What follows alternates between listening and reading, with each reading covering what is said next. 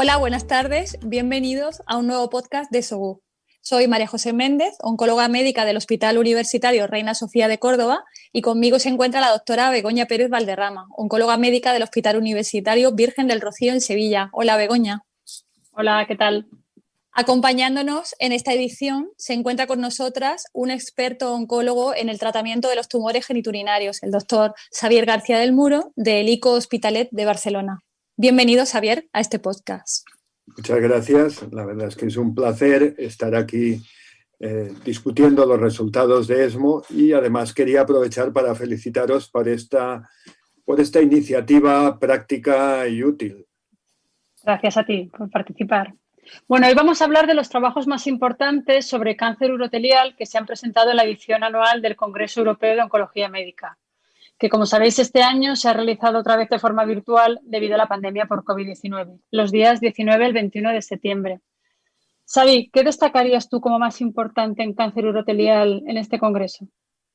La verdad es que ha sido un congreso en el que se han presentado cosas realmente importantes en cáncer urotelial y que han estado la gran mayoría, las presentaciones más importantes, alrededor de la primera línea de tratamiento del cáncer de vejiga avanzado, ¿no? Y más bien quizá intentando explorar o contestar a la pregunta de qué puede aportar la inmunoterapia al incorporarse a la primera línea de tratamiento. Veremos estudios con diferentes estrategias, también con diferentes resultados, pero todos alrededor de esta idea.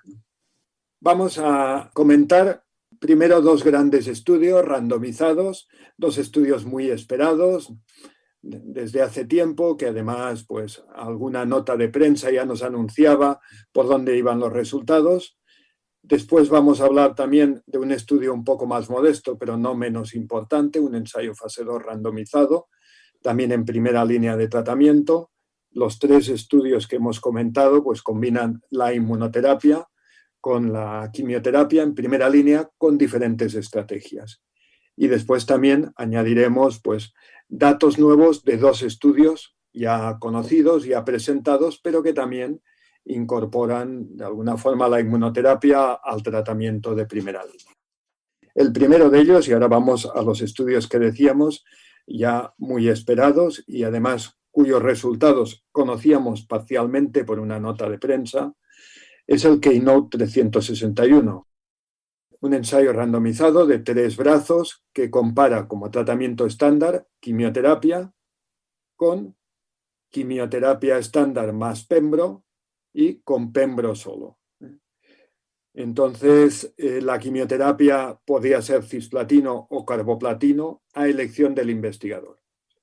Quedaba no con unos criterios rígidos, sino a elección del investigador. Y el pembrolizumab se prolongaba durante aproximadamente 2 años de tratamiento. Los endpoints principales del estudio eran supervivencia libre de progresión y supervivencia global, y tenía 2 análisis previstos, 2 análisis secuenciales, ¿no? Jerárquicos. Primero, un análisis de supervivencia global en las ramas de quimioterapia más pembrolizumab versus quimioterapia sola. Si este análisis era positivo, entonces en un segundo análisis para también supervivencia global se comparaba pembrolizumab a quimioterapia. Este último en el subgrupo de pacientes con un CPS superior a 10, un Combined Positive Score, ¿no? Expresión de PDL1 superior a 10. El estudio incluyó más de 1.000 pacientes y no ha habido diferencias significativas en supervivencia libre de progresión ni en supervivencia global en el primer análisis, o sea, quimioterapia más pembrolizumab versus quimioterapia sola. Los resultados de supervivencia global, por ejemplo, son de 17 meses de mediana en la rama de combinación versus 14 meses en la rama de quimioterapia sola, pero estas diferencias, esta tendencia no alcanza el nivel de significación estadística que se había establecido previamente, con lo que podemos concluir que el estudio es negativo, que la combinación de quimioterapia con inmunoterapia con pembrolizumab no es superior a la quimioterapia sola. Estos resultados contrastan un poco con los resultados preliminares del estudio INVIGO 130, que era un estudio bastante similar en diseño, pero utilizaba atezolizumab en lugar de pembrolizumab.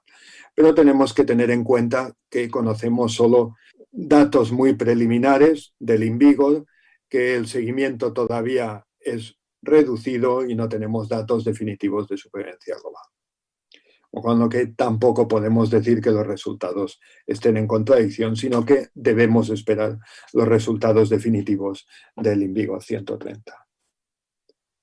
El segundo gran estudio que comentaba es el estudio DANUBE, también un estudio randomizado con 3 brazos de tratamiento, cuya inclusión de pacientes finalizó hace ya bastante tiempo, un estudio también muy esperado, pero con un diseño un poco diferente al anterior. Aquí compara en el brazo estándar quimioterapia, también con carboplatino o cisplatino, en combinación con gemcitabina, con inmunoterapia, con 2 estrategias de inmunoterapia, no con la combinación de inmuno más quimioterapia. Una de ellas es durvalumab solo, anti-PDL1, y la otra es el doble checkpoint inhibición, o sea, durvalumab más tremelimumab, el anti-CTLA4. Los endpoints principales son un poquito más complejos en este estudio, ¿no? Es dual, hay uno de supervivencia global comparando la rama de durva sola, o sea, del anti-PDL1 versus quimioterapia en el grupo de pacientes con expresión elevada de PDL1, y un segundo endpoint principal es la comparación de la rama de durva-treme del doble checkpoint en la población total versus quimioterapia en la población total, en la población por intención de tratar. También se han incluido más de 1000 pacientes y en este estudio tampoco observamos diferencias en supervivencia global ni en el primero ni en el segundo análisis, ¿no? O sea, ni durvalumab es superior a quimioterapia en los pacientes con PDL1 positivo, ni la combinación de durva y treme es superior a quimioterapia en la población por intención de tratar. Sí que se observa una tendencia, las cifras de supervivencia global son un poco superiores, pero no alcanza tampoco el nivel de significación estadística. ¿Qué podemos concluir de este estudio? Pues que también la estrategia de hacer ni inmuno sola, ni doble inmuno checkpoint inhibición es superior a quimioterapia en la primera línea de tratamiento.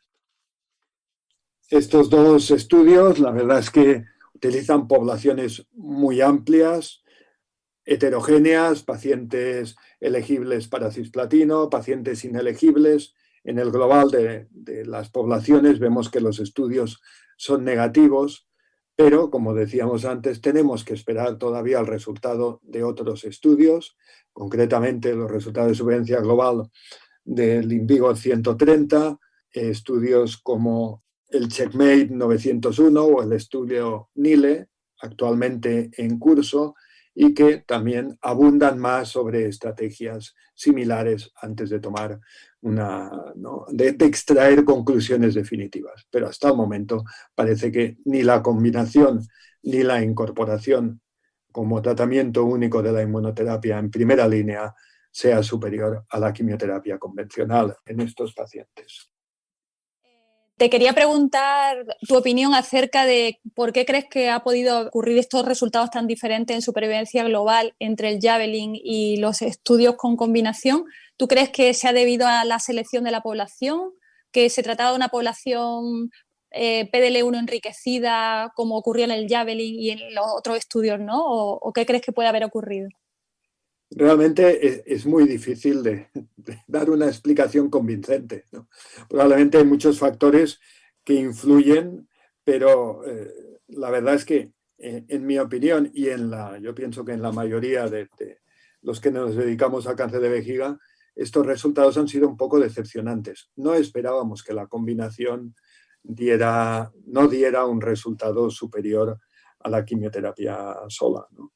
Realmente es difícil de decir, pero la población del Javelin es mejor, ¿no? Estamos excluyendo aquellos pacientes que progresan rápidamente, que son un número pequeño, pero sabemos que algunos de estos pacientes con inmunoterapia de entrada incluso pueden ir peor, o sea que puede ser esto un factor.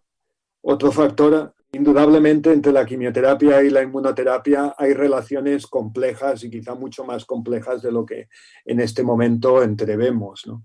Y esto puede influir. Sabemos, ¿no?, de una forma más simple, la quimioterapia produce muerte celular, liberación de antígenos, esto puede estimular la respuesta inmunitaria en algunos casos, quizá esto producido en un momento determinado o asociado a otros fenómenos, ¿no?, en respuesta inmunitaria o en inflamación que se producen, puede hacer que la actividad sea preferible en un momento que otro. No lo sé, todo es especulación, pero realmente es un resultado sorprendente.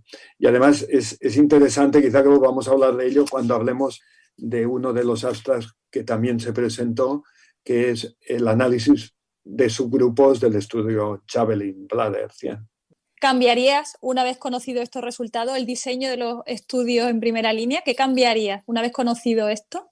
¿Algo en el diseño, en la selección de la población, en el objetivo, incluso en los objetivos primarios del estudio? Esta es una muy buena pregunta y muy difícil de contestar. Desde luego, tenemos que cambiar los diseños. Hombre, de entrada, lo que yo propondría es un estudio translacional muy potente, ¿no?, que nos ayude o que nos pueda ayudar quizá en un análisis posterior a ver qué subgrupos pueden beneficiarse más o menos. Yo creo que esto es fundamental. Iremos conociendo, de hecho se presentó en ESMO este año también un análisis, ¿no?, de factores, de biomarcadores del estudio Javelin, que tampoco aclaró demasiadas cosas. Quiero decir que, ¿no?, pues reconocimos que podían jugar un papel los factores que ya sabíamos que se asocian a buena respuesta inmunitaria, y los que la suprimen pues también tenían peores resultados. O sea, no ha aportado nada nuevo, pero hay que insistir mucho en esto, porque esto en el futuro nos puede ayudar a definir mejor los subgrupos.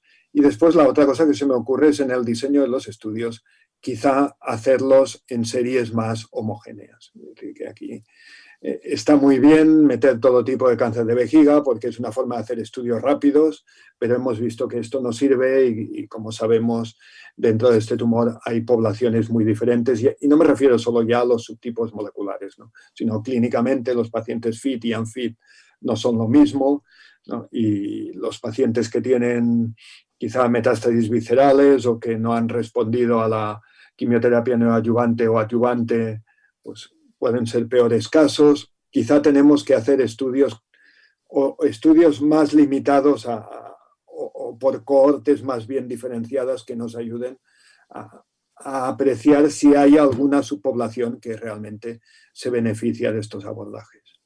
Probablemente cuando tengamos resultados de estos estudios que estamos esperando, ya con un volumen mucho mayor de pacientes, podamos quizá lanzar hipótesis ya un poco más dirigidas, ¿no? Ahora estamos hablando de cosas muy generales.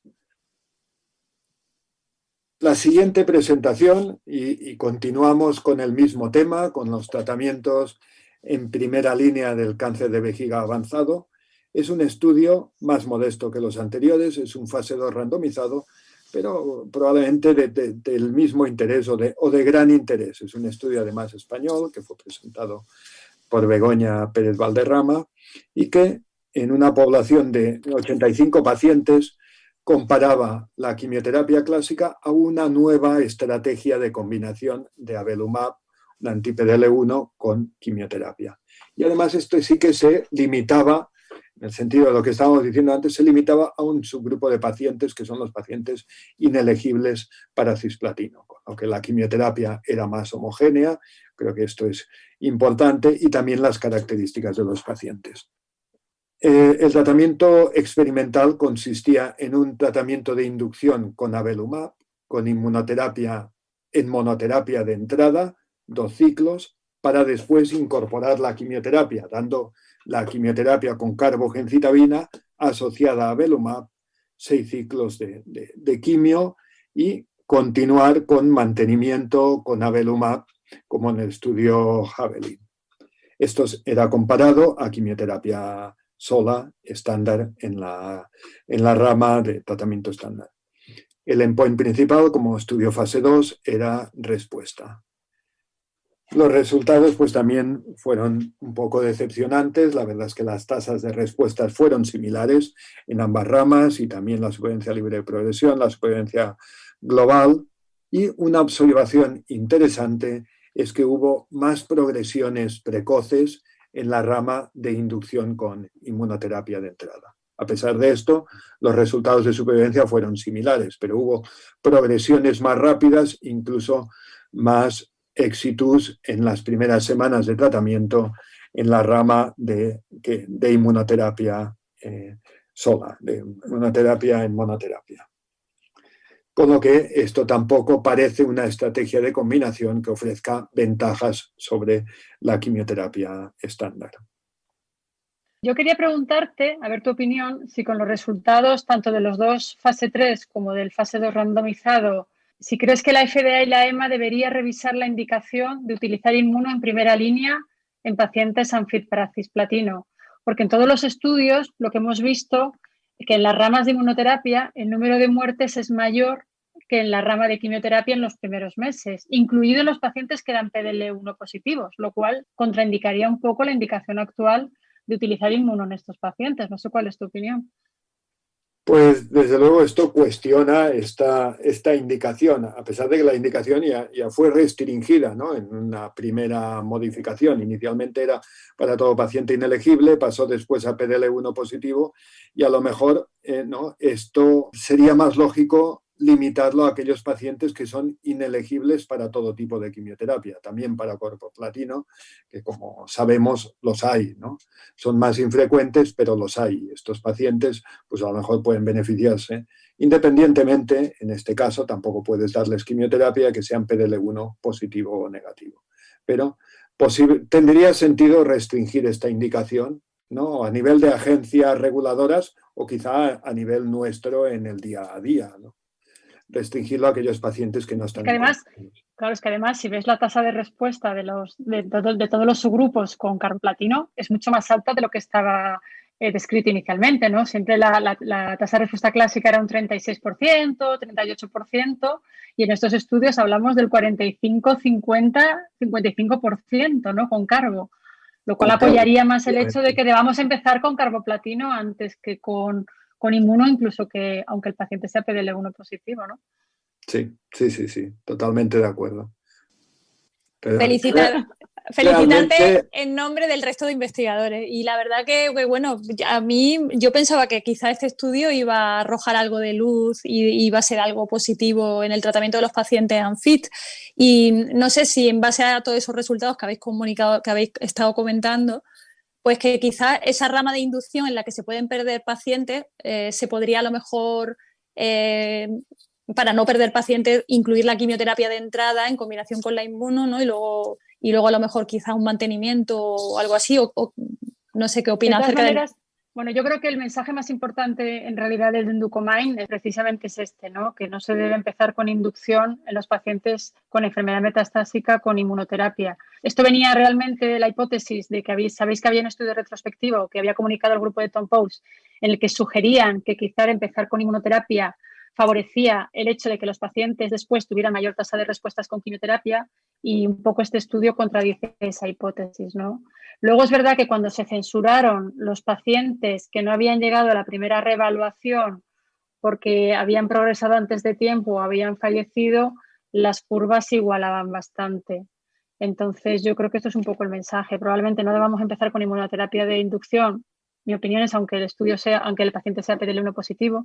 Es cierto que en el fase 2 randomizado hay un análisis de biomarcadores pendientes, pero son muy poquitos pacientes y no creo que se puedan sacar muchas conclusiones. Y luego, verdaderamente, parece que la combinación tampoco está siendo sinérgica, ¿no? Que era un poco lo que pensábamos al principio cuando se diseñaron los estudios. No sé, Xavi, si tú opinas lo mismo. Sí, estoy totalmente de acuerdo. Esta es la conclusión más importante de este estudio. Y yo quería también felicitaros Begoña, a ti sobre todo, a Joaquín Bellmunt y a todos los que hemos participado en este estudio, ¿no? Tanto por el diseño del estudio, porque consigue, ¿no?, realmente concluir algo importante, y también sobre todo, que esto quizás es lo que tiene más mérito para nosotros, por la oportunidad. Se ha conseguido presentar este estudio en el momento en que salían los primeros estudios en primera línea de tratamiento, no como nos pasa muchas veces cuando ya hay bastante, ¿no?, presentado sobre el tema y no es una novedad. Yo creo que esto también es un mérito muy importante. Gracias. Y a continuación quería presentar dos estudios de ensayos ya conocidos, ya presentados, dos estudios que dan nuevos datos sobre estos ensayos. El primero es el INVIGOR 130, ya hemos hablado de él, es el estudio que evaluaba atezolizumab en combinación con quimioterapia en primera línea de tratamiento en más de 1.200 pacientes. Sabéis que es un estudio que daba ventaja a favor de la combinación en supervivencia libre de progresión, a falta de datos de supervivencia global definitivos. Y este es un estudio de calidad de vida, de los resultados percibidos por el paciente. Un estudio adicional, pero que tiene su importancia en un número tan grande de pacientes y que se centra solo en dos de las ramas. La rama de atezo más quimioterapia versus la rama de quimioterapia sola. Excluye el de inmunosola, que sería más diferente a ellos. Bueno, ve que no hay puntuaciones diferentes en el estatus basal entre ambas ramas y que además que no se producen cambios tampoco en los scores entre ellos a lo largo del tratamiento. Estudia escalas de calidad de vida de la ORTC, después varias funciones, función social, emocional, física y cognitiva, y también varios síntomas importantes relacionados con cáncer. Como os decía, no hay en ninguna de estos parámetros diferencias destacables entre ambos brazos. Quizá la única diferencia es menor, que es que hay mayor tiempo de mejoría o hasta el empeoramiento en el brazo de atezo más quimioterapia, cosa lógica porque la supervivencia libre de progresión es un poco superior en este brazo. Pero realmente el estudio concluye que la adición de atezolizumab a la quimioterapia no compromete la calidad de vida del paciente. Y el último estudio que creo que sí que es importante, arroja luz sobre algunos aspectos notables del estudio Javelin Bladder 100, del estudio que ha salido ya mencionado varias veces en la discusión. Como sabéis, hasta ahora, de todos los estudios en primera línea de tratamiento en carcinoma urotelial metastásico, este es el único en el que la única estrategia en que la incorporación de la inmunoterapia, avelumab en este caso, ha dado una ventaja, y una ventaja significativa y muy importante además en supervivencia global. Y la estrategia ha sido mantenimiento en aquellos pacientes que entran en respuesta o estabilización con la quimioterapia. Primero tratamiento con quimioterapia, y aquellos pacientes con respuesta o estabilización se randomizaban a mantenimiento con avelumab versus best supportive care. Se incluyeron 700 pacientes, hay una diferencia muy significativa, una diferencia importante, con una hazard ratio de 0,69 en supervivencia global a favor del mantenimiento. Y en esta presentación, pues, se analizaban el beneficio en subgrupos, en diferentes subgrupos, como ya venía preestablecido según análisis preestablecidos en el diseño inicial del estudio. Y la verdad es que los resultados, algunos de ellos son realmente importantes. Primero, que el beneficio del mantenimiento se veía igual en aquellos pacientes que estaban en respuesta parcial o completa que en aquellos que estaban en enfermedad estable. Mantenimiento beneficia tanto a unos como a otros. También en aquellos pacientes que tenían enfermedad visceral como los que la tenían no visceral. Y esto también es importante, porque sabemos que los pacientes con carcinoma urotelial y enfermedad visceral tienen un pronóstico habitualmente mucho peor, ¿no?, y una supervivencia libre de progresión más breve. Pues estos pacientes también se benefician del mantenimiento con avelumab. El tipo de quimioterapia tanto aquellos que habían recibido cisplatino como los que habían recibido carboplatino se beneficiaron. El ECOG, pacientes asintomáticos, también sabemos que tiene un papel muy relevante el ECOG como factor pronóstico en cáncer de vejiga avanzado, pues el tratamiento con mantenimiento benefició tanto a aquellos con ECOG 0 como a los que tenían 1 o 2, y quizá lo que es más llamativo y más importante es que el mantenimiento benefició de forma significativa en términos de supervivencia global tanto a aquellos que tenían PDL1 positivo como los que eran PDL1 negativos. O sea que los pacientes con PDL1 negativos también se benefician de la adición de avelumab como tratamiento de mantenimiento al haber alcanzado la respuesta o estabilización con quimioterapia. Por tanto, para acabar, como conclusión, antes de la discusión de los diferentes trabajos que hemos comentado, presentados en ESMO, en primera línea de tratamiento, el único abordaje o la única estrategia de incorporación de la inmunoterapia a la quimioterapia en primera línea que ha demostrado un beneficio claro de supervivencia y que es recomendable utilizarlo fuera de ensayo clínico sería el mantenimiento con avelumab en aquellos pacientes que presentan una respuesta o estabilización con la quimioterapia estándar, sea con cisplatino o con carboplatino, independientemente del estatus de PDL1. Otras estrategias hasta ahora siguen siendo experimentales, a pesar de que los resultados preliminares de 2 de los grandes estudios pues han sido negativos. Debemos esperar todavía los resultados con el más largo seguimiento, los resultados de otros estudios en curso con la misma estrategia, y tenemos que esperar sobre todo al desarrollo de mejores biomarcadores que nos permitan quizá seleccionar mejor a los pacientes y personalizar los tratamientos. Bueno, muchas gracias, Xavi, por tu excelente resumen. Contigo siempre da gusto. Y bueno, sin más, nos despedimos hasta el siguiente podcast, donde seguiremos comentando los datos que se han presentado en ESMO en cáncer renal. Buenas tardes a todos.